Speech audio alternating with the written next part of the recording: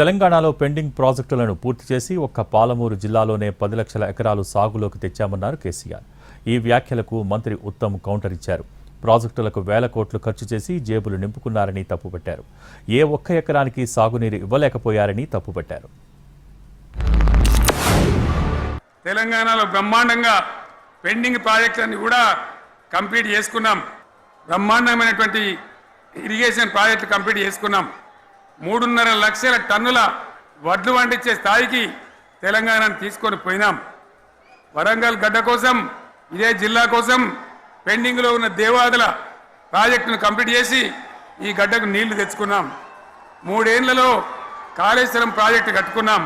Machine Kakatiya పేరు మీద చెరువులన్నిటి పూడికలు తీసుకున్నాం. ఒక అద్భుతమైన తెలంగాణను తయారు చేసుకున్నాం. కాళేశ్వరం ప్రాజెక్టు మీద 1,00,000 కోట్లు ఖర్చు పెట్టినరు. 1,00,000 ఎకరాలు కూడా కొత్త ఆయకట్టు ఇవ్వలే. పాలమూరు రంగారెడ్డి మీద 27,500 కోట్లు ఖర్చు పెట్టినరు. 1 ఎకరం ఆయకట్టు కూడా ఇవ్వలే.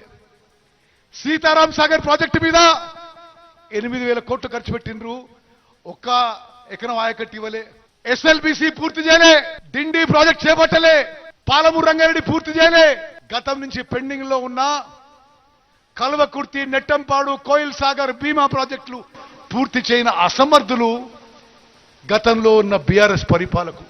నోరుందని అడ్డగోలుగా మాట్లాడితే ఇది కుదరదు కేసీఆర్ గారు.